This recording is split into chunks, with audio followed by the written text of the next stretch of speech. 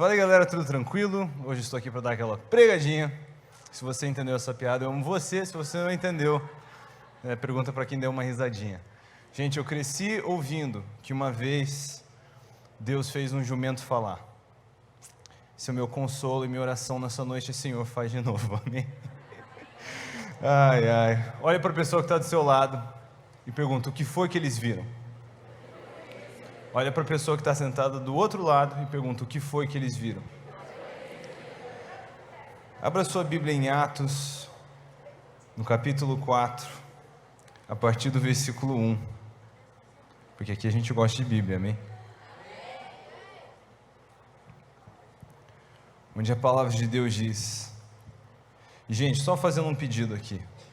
Meu maior pedido para você nesse tempo é que você não se permita entrar no piloto automático. Onde a palavra de Deus é apresentada, ela é viva e eficaz, ela tem poder.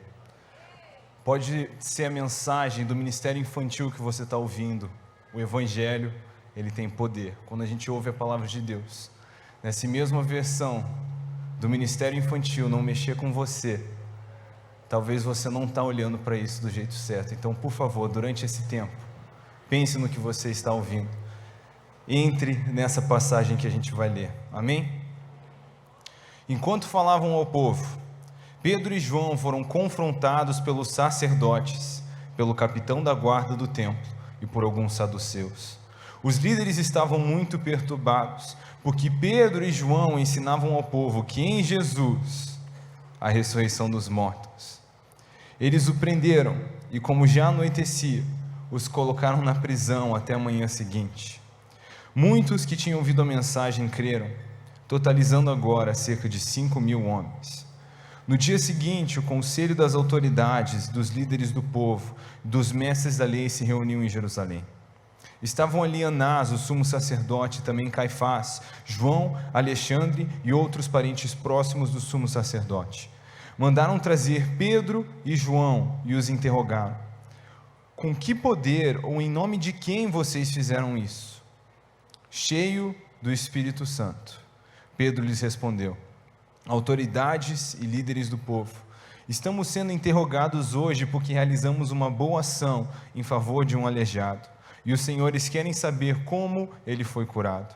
Saibam os senhores e todo o povo de Israel que ele foi curado pelo nome de Jesus Cristo, o Nazareno, a quem os senhores crucificaram, mas a quem Deus ressuscitou dos mortos.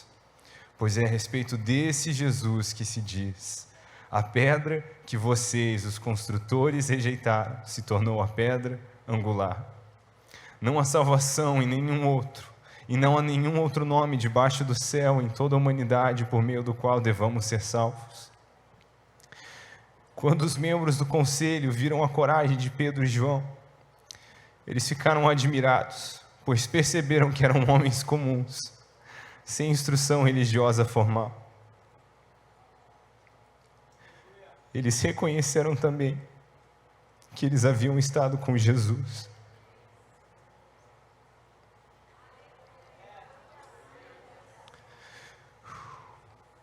Mas não havia nada que pudessem fazer, pois o homem que tinha sido curado estava ali diante deles.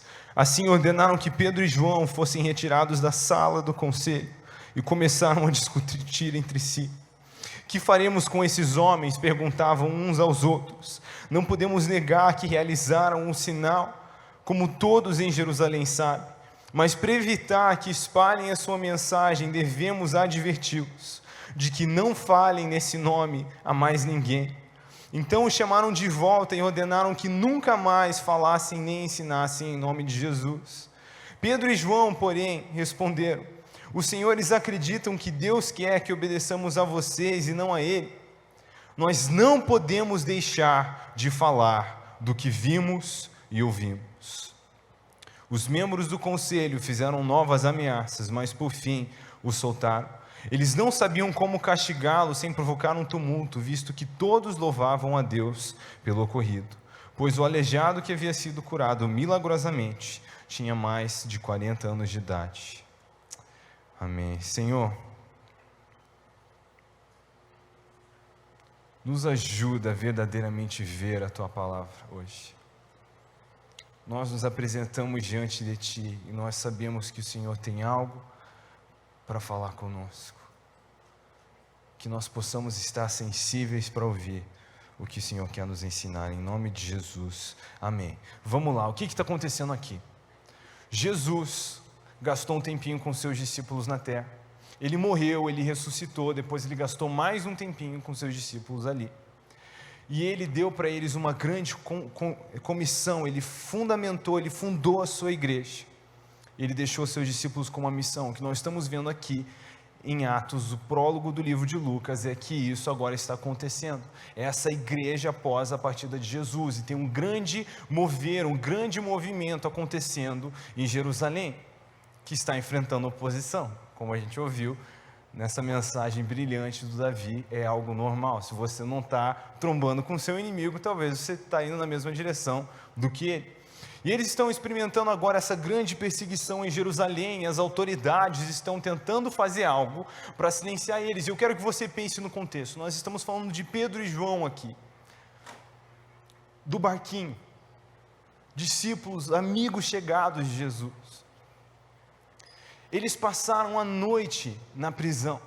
E agora eles estão diante desses líderes religiosos que estão fazendo mais ameaças a eles. Eu não sei que tipo de ameaças são essas. Se é ameaça para gastar mais tempo em prisão, se é talvez ameaça de ser torturado, talvez de perder a própria vida. Agora Pedro e João, diante disso, diante dessas ameaças, eles estão lá, evidentemente cheios do Espírito Santo, parecidos com Jesus, porque é reconhecível que eles estiveram com Jesus, porque eles sorriem que nem Jesus, porque eles falam que nem Jesus, porque eles andam que nem Jesus, e diante disso tudo, diante de todas essas ameaças, eles estão sorrindo, dizendo: cara, prende então se precisar prender, mas parar de falar de Jesus eu não consigo, eu não tenho como ficar quieto acerca das coisas que eu vi e que eu ouvi. E com essa grande ousadia eles dizem: mata se precisar matar, mas eu jamais poderia me calar acerca das coisas que eu vi, acerca das coisas que eu ouvi. Olha para a pessoa que está do seu lado e pergunta: o que foi que eles viram?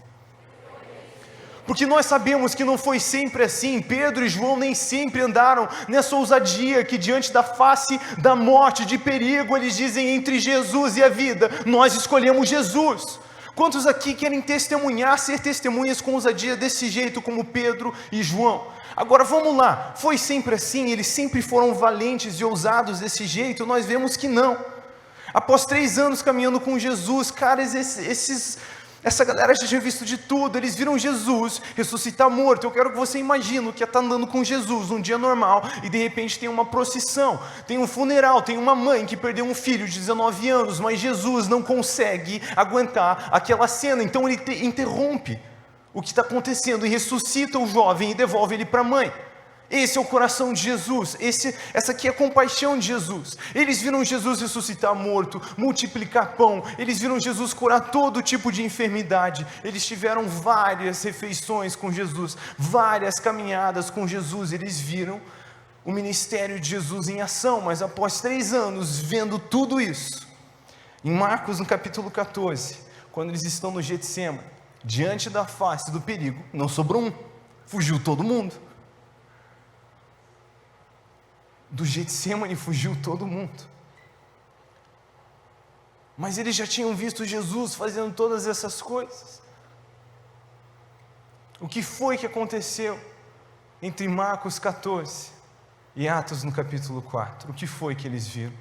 O que foi que mexeu com esses discípulos de tal forma que aqueles que antes corriam, agora não tinham mais como correr, e diante de ameaças diziam: cara, faz o que precisar, eu não consigo, eu não tenho a capacidade de parar de falar de Jesus, eu jamais poderia me calar acerca do que eu vi e do que eu ouvi. O que aconteceu entre Marcos 14 e Atos 4 foi o seguinte: em primeiro lugar, os discípulos viram a ressurreição de Jesus. Eles viram Jesus sendo morto e Jesus vivo.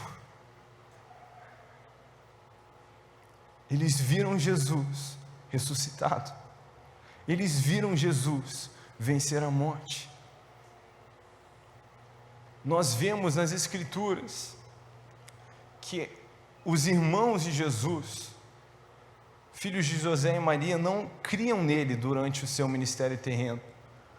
Mas essa ressurreição foi algo tão forte que mexeu com eles. Depois, eles vieram a ser servos, escreveram epístolas incríveis que estão no Novo Testamento, crendo e entregando as suas vidas por Jesus. E às vezes a gente não para pensar na profundidade disso. Na verdade, às vezes a gente não para pensar na importância disso. Jesus baseou a autoridade da sua mensagem na ressurreição. Quando os fariseus perguntam para Jesus, eles pedem que Jesus dê para eles um sinal da sua autoridade, de que ele é quem ele diz ser. Ele diz: geração incrédula, para vocês nenhum sinal será dado, a não ser o sinal de Jonas. Quer dizer, Jesus está dando um sinal para eles. O que é o sinal de Jonas? Que do mesmo jeito que Jonas passou 3 dias no ventre de um peixe, o Filho do Homem passaria 3 dias no coração da terra. Todos nós precisamos decidir quem Jesus é para nós, porque ou ele é o Filho de Deus, o Cordeiro de Deus, que tira o pecado do mundo, que esteve morto, mas que agora vive pelos séculos dos séculos, ou ele é um mentiroso, como diz o C.S. Lewis. Jesus ou é Senhor, ou ele é maluco, um lunático, ou ele é mentiroso. Ele tem que ser uma dessas 3 coisas, porque nós temos que chegar a uma conclusão: ou Jesus sabia que ele não era Jesus e tentava enganar as pessoas, que ele não era o Filho de Deus, o Cristo, e ele mentia para as pessoas, porque ele deliberadamente disse que ele era o Filho de Deus e o que ele estava aqui para fazer. Ou Jesus, ele pensava que ele era essa pessoa, esse Filho de Deus, e ele acreditava nisso, mas estava enganado. Ou, o que nós sabemos que é a verdade, é que ele é quem ele dizia ser, e que ele fez o que ele disse que ele veio fazer. Só que isso muda tudo, eu não posso acordar e dormir do mesmo jeito, porque isso aconteceu. Em que momento nós vivemos? Se nós pensamos em nos preparar para o futuro, a gente tem que entender para que futuro nós estamos vivendo. O que é esse momento? Cara, você não está aqui à toa, e você nasceu entre uma vinda do nosso Senhor Jesus e a próxima, com um motivo e com uma grande incumbência inegociável, e nós vamos chegar lá. Mas os discípulos viram isso mexeu com eles. 40 dias Jesus passou na terra depois de ter ressuscitado. Por 40 dias ele ensinou a sua igreja recém-fundada acerca de todas as escrituras que apontavam para isso, para Cristo, para sua morte, sua ressurreição, a nossa redenção. E agora esses amigos de Jesus, esses discípulos, eles estão pasmos, porque eles estão tendo toda essa revelação de que toda a escritura apontava para isso. E agora Jesus dá para eles uma grande comissão. Olha para a pessoa que está do seu lado e diz: uma grande comissão. A grande comissão, ela não é a grande sugestão. Jesus deu a maior carteirada da história aqui. Você tem que entender isso. Ele diz: foi-me dada toda a autoridade. Repete comigo: toda a autoridade, nos céus e na terra. Aí ele diz o seguinte: portanto, quer dizer, isso é uma conjunção com a ideia de que Jesus tem toda a autoridade nos céus e na terra, com a próxima ideia que vem. Qual é a próxima ideia que vem? Ide e fazer discípulos.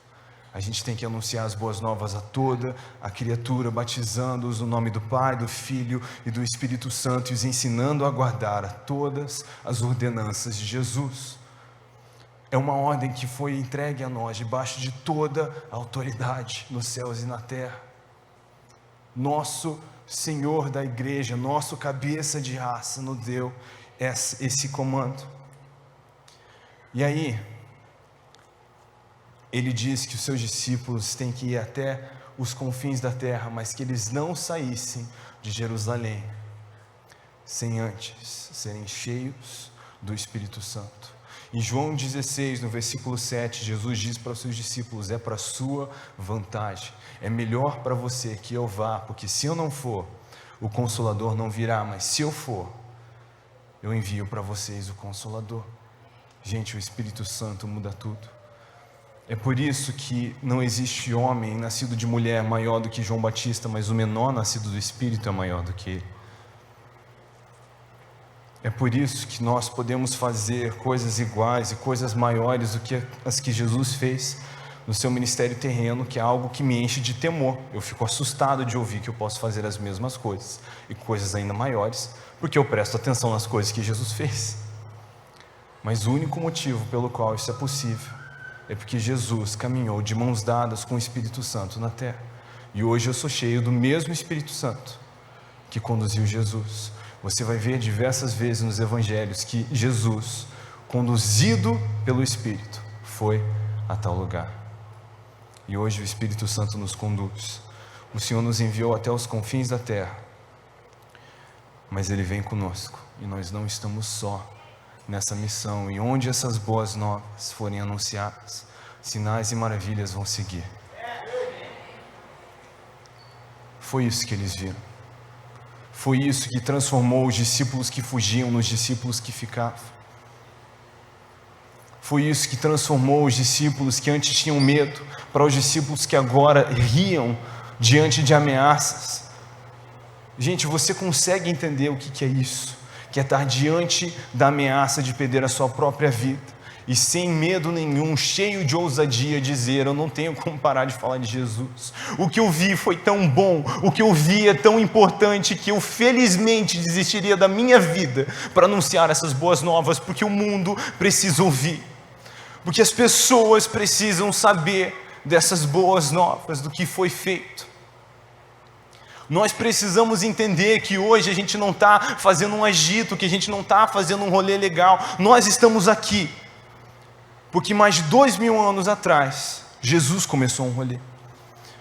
Ele foi o primeiro a entregar a sua vida por nós, e Ele pediu que os seus discípulos anunciassem essas boas novas, e você precisa entender o que aconteceu depois disso. A tradição e a história nos mostram que todos os discípulos, eles entregaram a sua vida no processo, com exceção de João. Todos foram martirizados, é a grande probabilidade. Nesses primeiros 300 anos de igreja, ser cristão era realmente sinônimo de morte. Raramente alguém seguia Jesus e poderia sobreviver. Você precisa entender que essas boas novas, elas atravessaram mares, desertos, oceanos, perseguições. E hoje, mais de 2000 anos depois, nós estamos aqui no Brasil porque essas boas novas nos alcançaram. Porque os amigos de Jesus morreram no processo para compartilhar essas boas novas.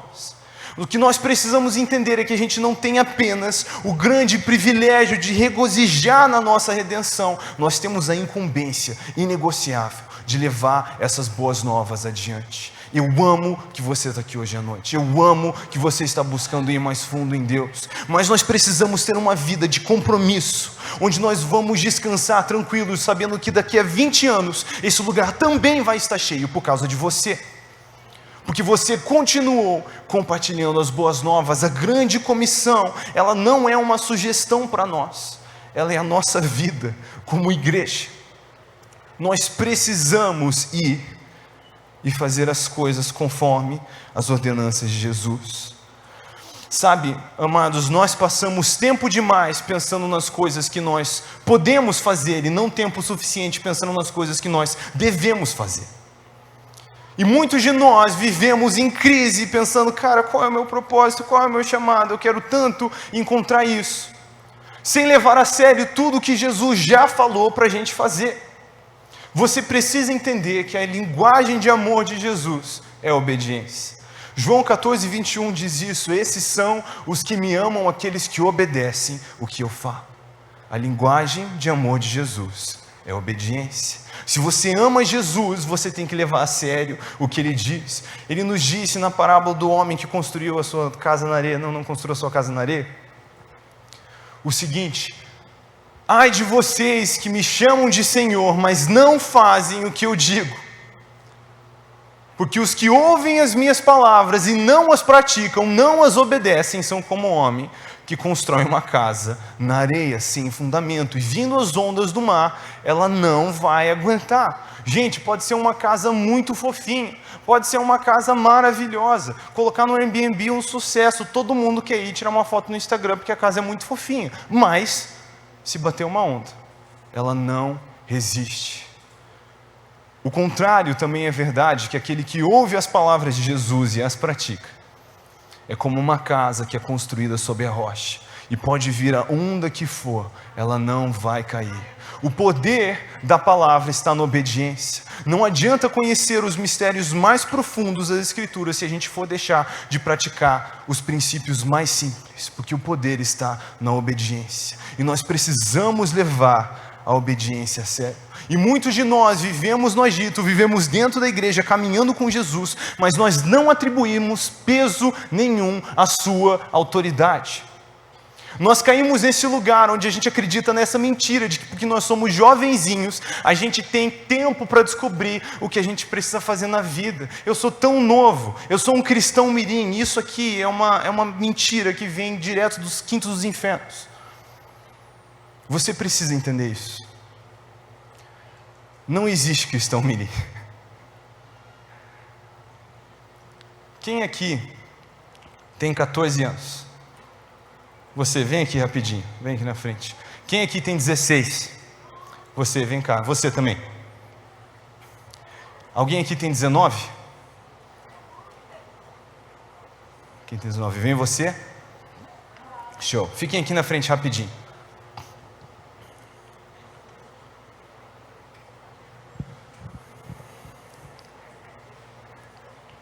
E eu compliquei, né? Tudo bem, vai valer a pena, prometo. Cheguei. Quem tinha 14 anos? Uma pessoa de 14 veio? Você? Tá. Você tinha 14 também, né? 16? Tinha um rapaz com 14. Não tinha? Tá, tudo bem, deixa baixo. Eu quero que você dê uma olhadinha para esses jovenzinhos aqui. Olhou? Tá, fiquem aqui, só mais um pouquinho. Gente, o que a Bíblia não diz com clareza, a gente não fala com certeza. Então o que eu vou dizer aqui não está explicitamente escrito nas Escrituras, embora eu acredito que esteja implicitamente escrito nas Escrituras. A tradição, a história, a maioria dos teólogos acreditam no que eu estou prestes a falar para vocês. Mas, por exemplo, o João, por toda a sua participação ali dentro do primeiro século da igreja, a maioria dos historiadores acreditam que João morreu, o discípulo a quem Jesus amava, com mais ou menos 86, 88 anos, ali na ilha de Patmos, e que isso foi mais ou menos no ano 100 depois de Cristo. O que significaria que quando ele começou a seguir Jesus, ele tinha entre 14 e 16 anos de idade. Quero que você pense nisso um pouquinho. Toda a atitude infantil que os discípulos tinham, o fato de que eles ainda pescavam com os pais, na cultura significava que eles não tinham idade para fazer isso sozinho, eles eram alguém que ainda estava aprendendo o ofício de seus pais. O tipo de conversa que eles tinham, o fato de que se precisava conversar com a mãe para pedir para ela conversar para Jesus, para pedir um lugar à direita e à esquerda de Cristo no seu reino vindouro, vão mostrando para nós que os discípulos agiam de um jeito bem jovenzinho. Nós vemos em Mateus, seria Mateus 13, eu acho, Mateus 17 ou Mateus 13, não, seria Mateus 13 eu acho, ou 17 no versículo 24, é uma dessas passagens, está confuso, ou acho que é Mateus 17 no 24, alguém quer conferir para mim? Mateus 17, 24, vê se fala sobre Jesus sendo cobrado o imposto no templo, se essa é a passagem. Mas o que acontece? Jesus, no momento, é cobrado, Pedro e Jesus, né, eles chegam para Pedro e perguntam: ei, Jesus não vai pagar um imposto do templo?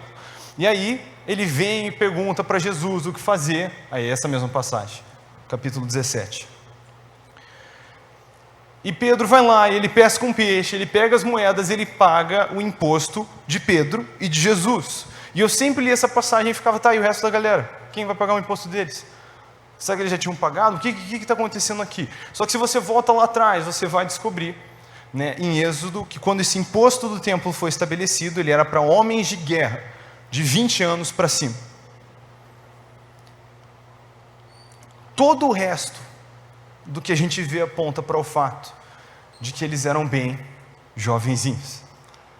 O que significa que quando Jesus partiu, e deixou João com a grande comissão na mão. Ele tinha de 17 a 19 anos de idade. Dá uma olhada para os nossos jovenzinhos aqui. Eu quero que você imagine Jesus olhando na cara de um jovenzinho assim e confiando para eles o futuro da igreja. Obrigado, gente. Pode sentar. Uma palminha para os nossos irmãos. Um dia eu estava pensando nisso, e o quebra-cabeça estava fechando para mim, e eu comecei a ficar maluco, eu comecei a ficar agitado, eu comecei a ficar desesperado, espernear no meu quarto e falar: Senhor Jesus, poderia ser que você confiou o futuro da sua igreja na mão do monte de jovenzinho. E o Espírito Santo falou claramente comigo naquele dia, ele disse: Israel, por que você parece tão surpreso?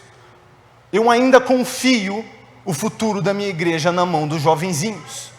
E você precisa entender que uma vez que Jesus é o seu Senhor, a missão de Jesus é a sua missão, não importa a sua idade. Você não é um cristão mirim, você é o seguidor de Jesus, e a palavra do nosso Senhor Jesus tem autoridade sobre as nossas vidas. Então não importa se você tem 13, 14, 15, 16, 17, 19, 20, 21 anos. Você não precisa descobrir a sua vida, você já encontrou a sua vida é Jesus, porque disso constitui a vida eterna. Essa é a vida eterna, conhecer a Cristo. Amados, a minha vida está escondida em Cristo, diz Colossenses 3. Quer dizer, hoje eu vivo correndo para os braços de Jesus, e se eu morrer, eu corro para os braços de Jesus. Pensa em alguém que está bem na fita, sou eu. Porque Jesus venceu a morte e o inferno, por minha causa eu vivo com a maior leveza de coração, porque o meu Senhor já venceu os meus inimigos, os meus verdadeiros inimigos. E agora eu caminho na sua vitória, anunciando as boas novas. Amados, com a exousia, a autoridade de Jesus é que nós fazemos isso como igreja. Então, para a gente não tem tempo ruim, cara, eu encontrei a vida. Eu jamais poderia me calar acerca das coisas que eu vi e que eu ouvi, porque Jesus me bagunçou por dentro. Porque Ele é lindo de qualquer ângulo que eu olho para Ele. Eu olho para Jesus como amigo e eu não consigo, cara, suportar essa imagem. Porque você pode ser legal, tentar ser legal, você pode ser bacana, mas você não consegue ser: acabei de vencer a morte, o inferno e apareci para fazer café da manhã para vocês, legal. Esse é Jesus. Cara, você precisa pensar no fato de que a primeira coisa que Jesus faz depois de vencer a morte e o inferno é pegadinha nos amigos. Isso diz algo sobre o coração de Cristo. Não existe um brother mais parceiro do que Jesus. Isso é um ângulo de amigo, tá? Vamos olhar para o ângulo de servo, Jesus como servo. Filipenses 2,5 fala que a nossa atitude tem que ser a mesma de Cristo Jesus, que mesmo sendo Deus, não se apegou ao ser Deus como algo importante. Ele não considerou ser Deus como algo que ele devesse se apegar. Cara, eu malemar consigo fazer uma corrida mais longa do que minha última corrida, sem esfregar na cara de todos os meus amigos que correm. Mas Jesus não considerou ser Deus como algo importante. Ele sentava para ouvir as pessoas, dando amor e atenção para elas, vazio de si mesmo, como um servo. Jesus tem um coração mais servo que já existiu, é a cultura do céu. Aí ele conta uma parábola para os seus discípulos e diz que o reino dos céus é semelhante a um senhor que foi embora, deixou seus servos de vigia, e o que, quando ele voltasse, encontrasse os seus servos vigilantes, o que esse senhor faria? Galera, eu não sei. Jesus diz: eu sei o que um senhor faria ao encontrar seus servos vigilantes. Gente, pensa no que está acontecendo aqui, que conversa é essa? Quem que é o senhor que vai embora, deixa uma tarefa com seus servos? Ele diz: ele o sentaria à sua mesa e, cingindo-se, colocando o uniforme de servo, serviria os seus pratos. O mesmo Jesus que se cingiu, colocou roupa de servo e lavou os pés dos discípulos, diz que ele acha que a recompensa que um senhor daria para um servo fiel é sentar eles à sua mesa e servir os seus pratos. A gente sempre pensa nas bodas do Cordeiro como Jesus sentadão na ponta da mesa. Eu não vou ficar surpreso no céu se ele estivesse vindo os pratos. Porque Jesus tem um coração de servo. O reino tem uma natureza de serviço. E o mais assustador sobre isso é que Jesus é supremo sobre toda a criação, a figura mais alta, e ele é servo. Jesus não ia passar pelo seu cadastro desamarrado e deixar ele desamarrado. Ele, que é o Supremo Deus.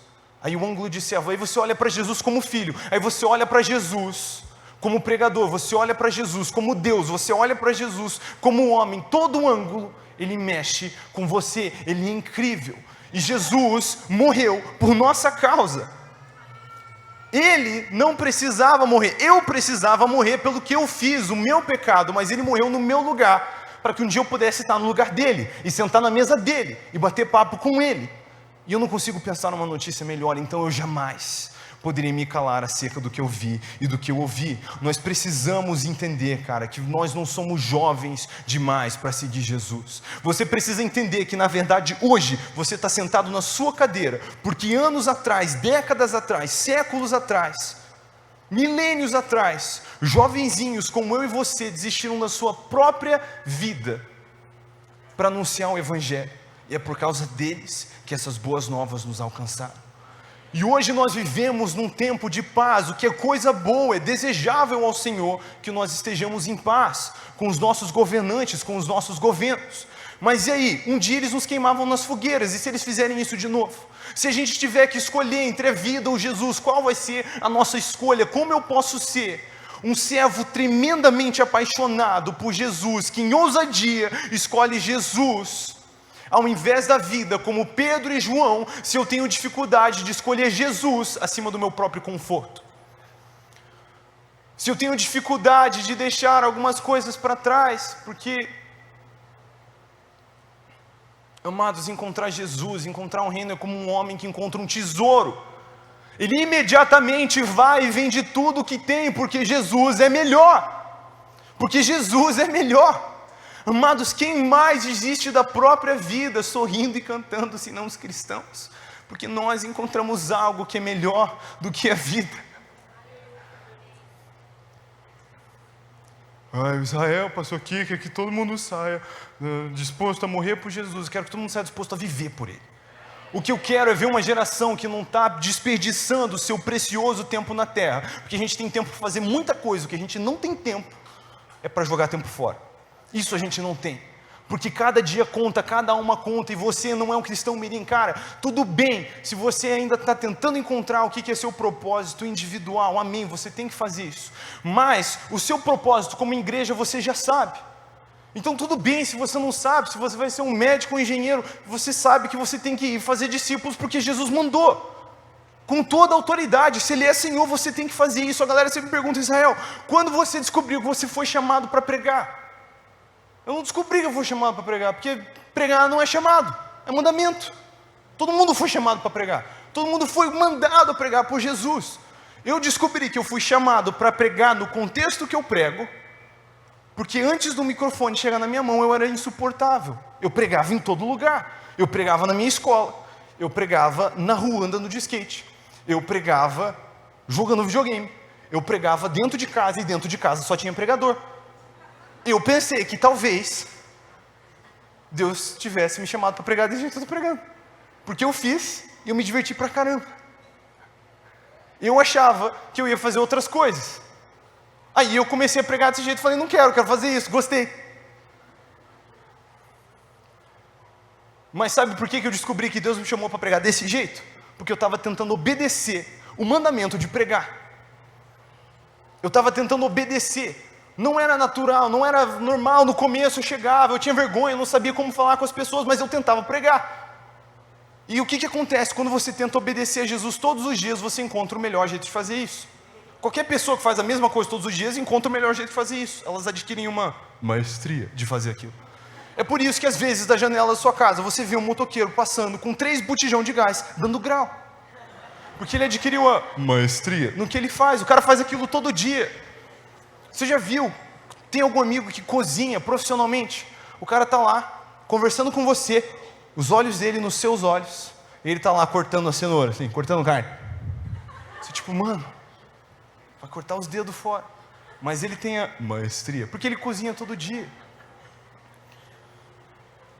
Às vezes você pega um táxi, um Uber, e você ouve aquela frase que te traz temor no coração por sua própria vida: eu conheço um atalho. porque tem motorista que passa o dia dirigindo e eles conhecem a cidade com uma palma da mão deles. Piada. Eles têm maestria, eles fazem aquilo todos os dias. Agora, o que acontece quando você tenta obedecer Jesus todos os dias? Você encontra o melhor jeito de fazer isso. Então, pode ser que você não descobriu qual que é o plano de Deus individual para a sua vida, porque Deus tem um plano único para cada um de nós.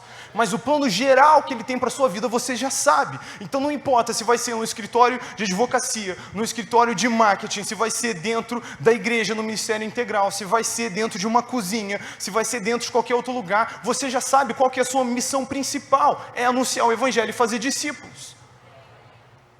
As outras coisas que você vai fazer vão se encaixar com isso, não te levar para longe disso, porque isso Jesus já mandou você fazer. Você já tem uma grande comissão. Então, vamos resolver qualquer crise de chamado que alguém tinha aqui em 2 minutos. Você foi chamado para pregar a palavra de Deus, anunciar as boas novas e fazer discípulos. Não fazer convertidos, fazer discípulos. Você tem que achar pessoas, virar amigo delas com total segundas intenções de arrastar elas para o reino de Deus. Pensa num amigo bom de ter. É um amigo que tem segundas intenções de te levar para o reino de Deus, de fazer se apaixonar por Jesus. É para isso que nós estamos aqui. Nós estamos vivos entre uma vinda do Senhor Jesus e a próxima, para obedecer o que Ele mandou a gente fazer e preparar caminho para a sua próxima vinda. Então, você já sabe o que você precisa fazer. Não tem mais crise, não tem mais BO. Mas eu não sei o que escolher no vestibular. Cara, Provérbio 3,5 é uma passagem que mexe muito comigo. Ela diz: confia no Senhor, e Ele endireitará o seu caminho. Ele endireitará as suas veredas. Cara, você vai ver o Senhor chamando todo tipo de gente nas Escrituras. Você vai ver Ele chamando general de guerra, gente que estava envolvido com política, gente que estava pastoreando, gente que era da agricultura. Você vai ver Deus usando todo tipo de gente na Escritura. Até jumento Ele usa. Só não vai ver Ele usando quem está parado, quem não faz nada. Na parábola dos 10 talentos, você vê o exemplo de 3 servos. E 2 multiplicam os talentos que lhes foi entregue, mas 1 não. E sempre que eu li essa parábola, eu ficava: mano, esse senhor é mó severo, né? Pá, firme. Tipo assim, o cara não perdeu o talento, ele só não multiplicou. Ele ficou bravão, né? Pá. Só que esse Senhor é uma figura de Cristo, era algo que eu tinha um pouquinho de dificuldade de entender nessa parábola. Até que um dia eu estava lendo essa passagem e o Senhor me perguntou: Israel, por que esse terceiro servo falou? Eu falei: eu não sei, o texto não diz. O Senhor me disse: diz. Aí quando Ele falou diz, eu já voltei, vamos ler de novo. Eu fiquei lendo, até que uma hora pulou para mim. Porque o Senhor pergunta para o seu servo por que ele falhou. E ele responde. E ele diz: porque eu tive medo. Repete comigo: medo. Sabe por que esse servo ele falhou? Porque ele não tentou. Ele ficou com medo, ele ficou parado. Mas a palavra nos diz que esse Senhor distribuiu para cada um de acordo com a sua capacidade. Para cada um de acordo com a sua capacidade. Quer dizer que nenhum dos servos tinha sido sobrecarregado com propósito. Todos eles receberam uma medida que eles conseguiriam multiplicar, inclusive o servo que recebeu 1. Esse servo falhou, não porque ele era ruim, mas porque ele não tentou. Ele não tentou. Ele ficou paralisado, ele ficou com medo, ele não fez. Então, pelo amor de Deus, se você está numa fase onde você diz: cara, eu quero encontrar meu propósito, a única coisa que você não pode fazer é ficar parado. Você não sabe qual é o seu propósito, então você tem que fazer as coisas, sirva ao Senhor. Aí o cara está: eu não sei qual é o meu propósito. Mano, você está de boa, está vagueando. A gente está precisando de gente para receber as pessoas na igreja, o nosso ministério de recepção. Não, mas eu acho que esse não é o meu chamado. Pelo amor de Deus, bro.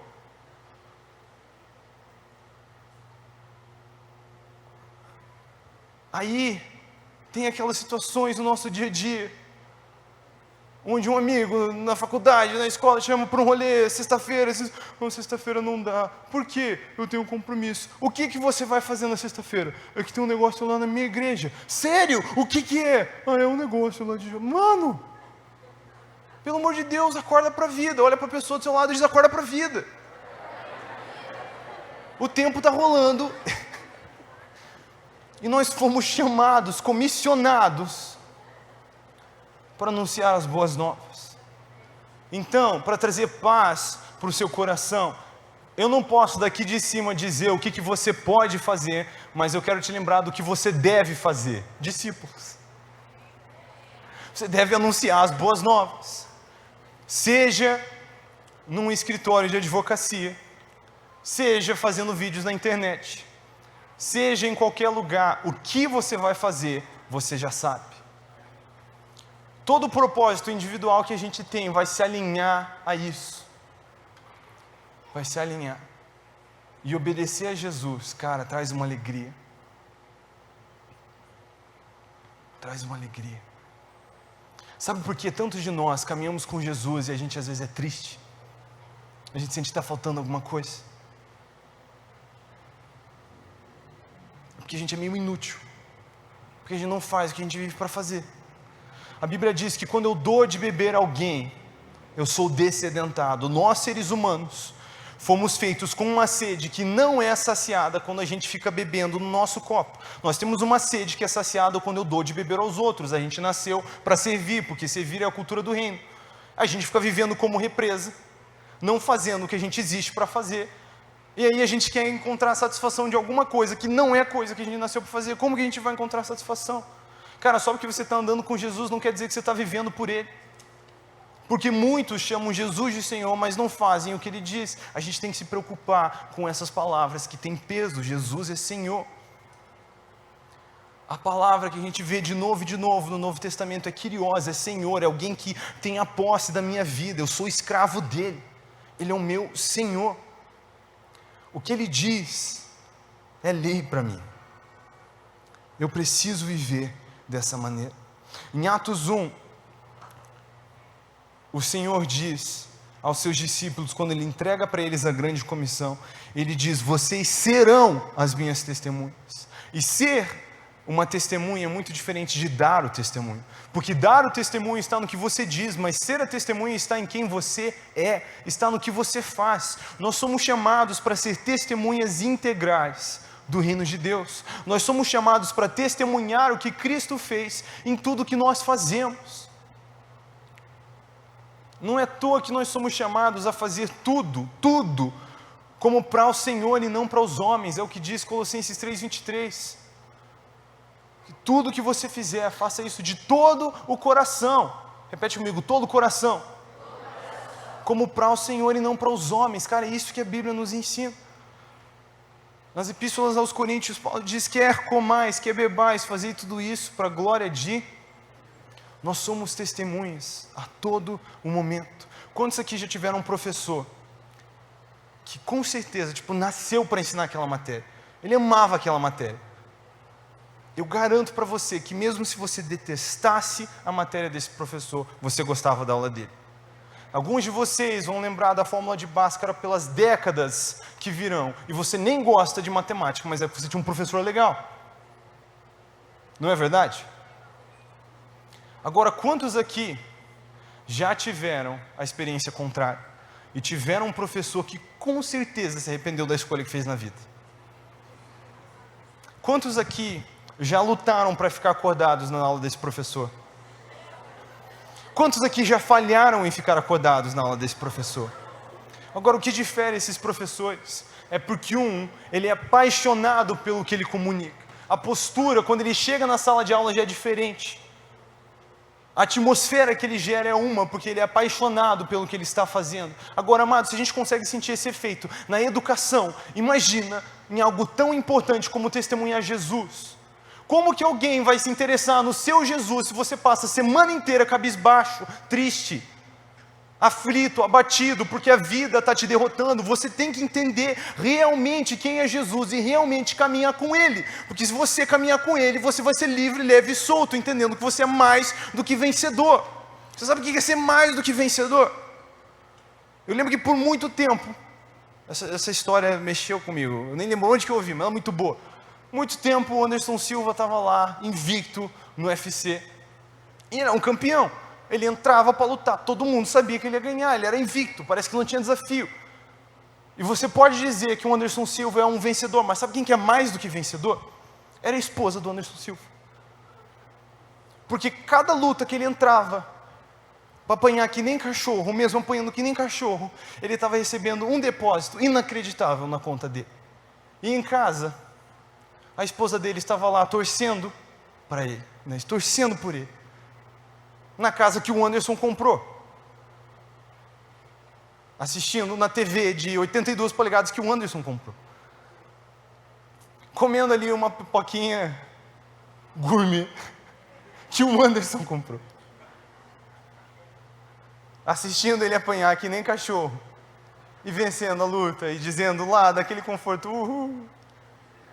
Mais que vencedor, era a esposa do Anderson. Quando a Bíblia diz que você é mais do que vencedor em Jesus, você tem que entender, cara, que Cristo, Ele venceu a morte, Ele venceu o inferno, não há mais condenação para aqueles que caminham com Cristo. E eu estou lá, sentadão, na gigantesca cama,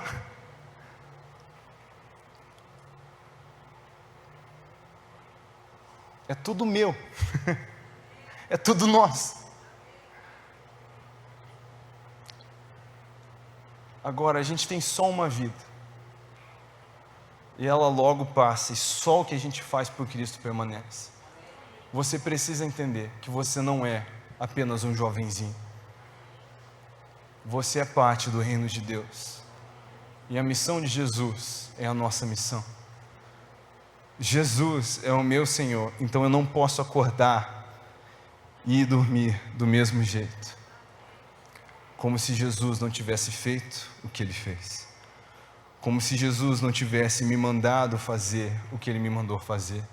Eu preciso viver cada dia com todo o meu coração em obediência, pronto para obedecer a Ele.